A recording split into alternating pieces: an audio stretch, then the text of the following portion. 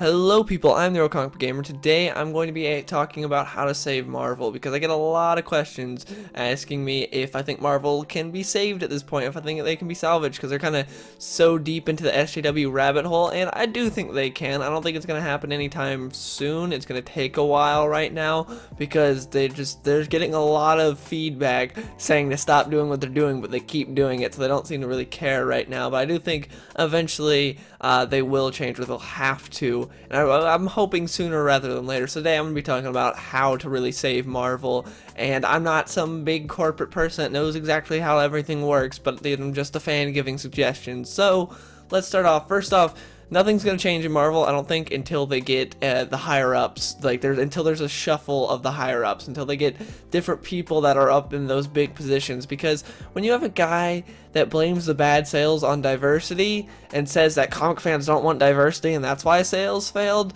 you've got a problem right there, because that's clearly not why sales failed. It didn't fail because of diversity. It failed because of forced diversity, because of all these just, hey, we're gonna kick out your classic characters and give you some are good characters, but a lot of them are just not very well written, shallow characters that the only thing to them is their ethnicity, and that's not good. You don't want that, but that's what they do. And then if you don't like it, you're a racist, you just hate diversity, and that's all there is to it, which is just so stupid and shows you that this guy knows nothing. And that was how he did it. I still can't believe when he did that, when he came out and blamed diversity for Marvel's poor sales. No, it couldn't be bad writing or creating bad characters or getting rid of classic characters. Nah, it must be diversity, when that's not the case at all. Another way to help save Marvel is to get talented creators, no matter their politics or what they personally believe, and put them on characters that they want to write, because no one really cares about someone's politics when they're writing a character. As long as they're not just constantly infusing their politics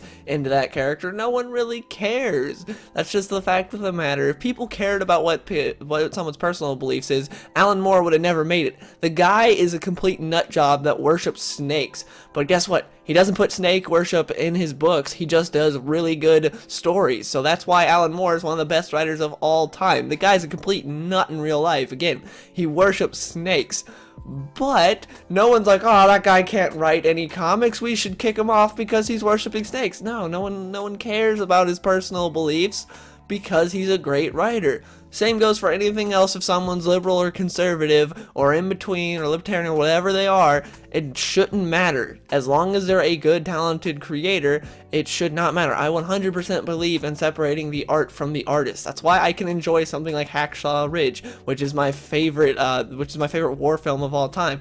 But even though Mel Gibson said all those terrible anti-Semitic things, I can still watch Hacksaw Ridge and say Mel Gibson did a fantastic job directing that movie, and it's a great movie, because I can separate the art from the artist, and it is a very good movie. Same goes for comics. If someone says something that I don't agree with, as long as they're writing something good, I don't really care. There are plenty of writers that I personally disagree with a lot. Like Mark Waid, I disagree with a lot. I think it was him who I saw on Twitter. I can't remember, because a lot of the comic guys on Twitter kind of blend together. They're all kind of just complaining about Trump a lot, and so it's hard to really distinguish who's who. But I believe it was him who once asked how to he was like explaining how to stop mansplaining, but since he was explaining it, he was technically mansplaining. But yeah, that was a while ago, but I'm pretty sure it was Mark Waid who went on like a long thread on Twitter talking about mansplaining, and I can't believe he did that, but it's so stupid. But that doesn't make me enjoy his Daredevil run any less, or Superman Birthright any less.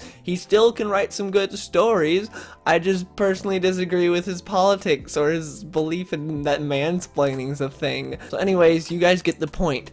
The politics don't really matter when it comes to someone writing, as long as they're not infusing it. Chuck Dixon talked about, which I've brought up before many times. It is the Milo Yiannopoulos podcast where I interviewed Chuck Dixon. Chuck Dixon was talking about when he's writing a mainstream character, he never infuses his politics, which is a good thing. There's no point to it. You're just trying to create a good story. There are some characters that can lend themselves to political stuff, but I feel like it's kind of stupid when you can tell when it's not a character talking, it's a writer talking. Like, you you can tell, which gets annoying when you're reading a book and it's like, that's not Captain America talking, that's Nick Spencer talking, or something like that. It's really annoying because you can 100% tell when it is that writer just trying to talk through them and not writing as the character. Another thing I'd do if I was Marvel is I'd try to rope my creators in on Twitter a bit, because some of these guys, some of them are normal people, they just talk normal, they promote their books and they talk to fans and they're cool to guys, but a lot of them are just constantly going after fans that are fed up with the current state of Marvel and are trying to ask genuine questions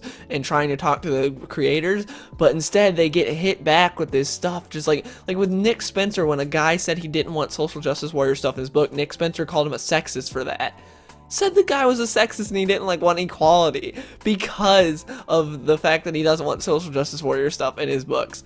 What? That's not the case at all. The guy just didn't want social justice warrior stuff in his books, and Nick Spencer's like, oh, you must hate women, and that was immediately it. To a fan. To someone that's a big fan of comics. I can't believe that. And stuff like that happens all the time.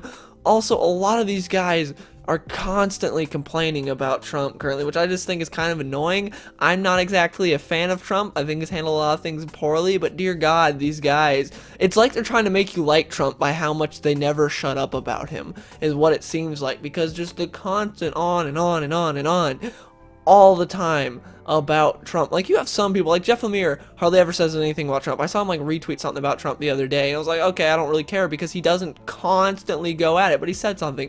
Same like Jimmy Palmiotti, another guy that doesn't really, that's very liberal, but doesn't really say very much about like Trump or anything that much, but occasionally I'll see him tweet something about it, and it's like, okay, that's fine, I don't really care, because he's not constantly saying it. But then you have guys that are every single day talking about how much they hate Trump, and it's like, man, as a fan, if you go to follow some of your favorite creators on Twitter and all you see is them bashing other fans and complaining about Trump, you're like, man, I kind of came here to talk about comics and see their thoughts on comics and things, but all they're doing is complaining about politics and bashing fans. I don't think that's really a good look for Marvel, and it's definitely not helping in any way. Another way to help save Marvel would be to make sure the movie counterparts are still kind of existing in the comics. So you want to make sure that Thor is still kind of Thor and Captain America is still, like, Steve Rogers still Cap.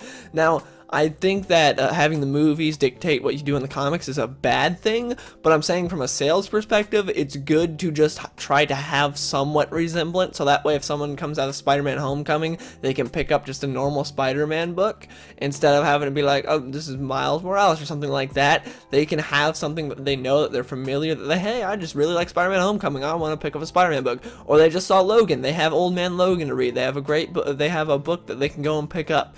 Things like that. I think it makes sense. Like, Old Man Logan, the book, is way drastically different than the Logan movie, but it's still, there's enough similarities there to where they can pick it up and be like, yeah, this is like what I saw in the movie, this is like that character, and it's more stories, and this is cool, this is what I wanted. And it's a good way to help boost sales, because you'll have a lot of people coming out of the movies wanting to go to hit up comic shops and be like, hey, I want to get more interested in this character. That happens all the time. That is very common for how people get into the characters, and it's a really good way to get into the characters. You go see a movie, you like a character, and then you go to a comic shop and you pick out a comic. And if they go and they want to read Thor after Thor Ragnarok, and it's like, wait, Thor's unworthy right now, and Jane Foster's Thor, and wait, what? And there's just it's very confusing for new readers, and it's not a welcoming environment for new readers. I know some people will be like, but they can go back and read all the old Thor stories. Well, someone that's new that just walks into a comic shop is gonna see what's on the wall and not exactly gonna know everywhere to look, but they're gonna see the new comics on the wall and everything,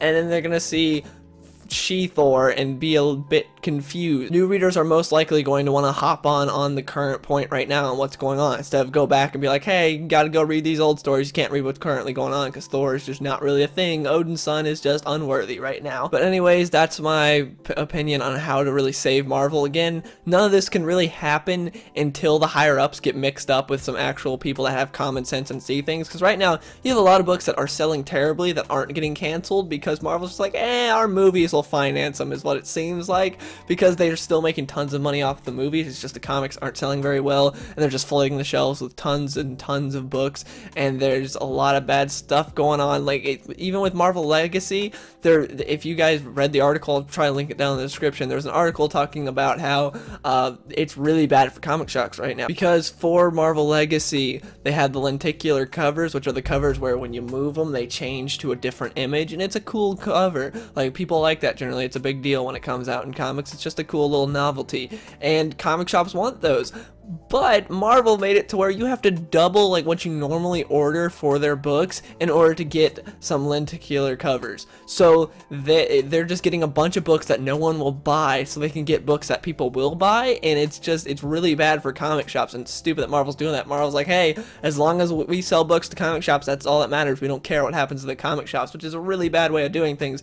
And again, nothing's going to change till the higher ups get mixed up. But anyways, yeah, my way of changing things would be higher ups gotta change, definitely.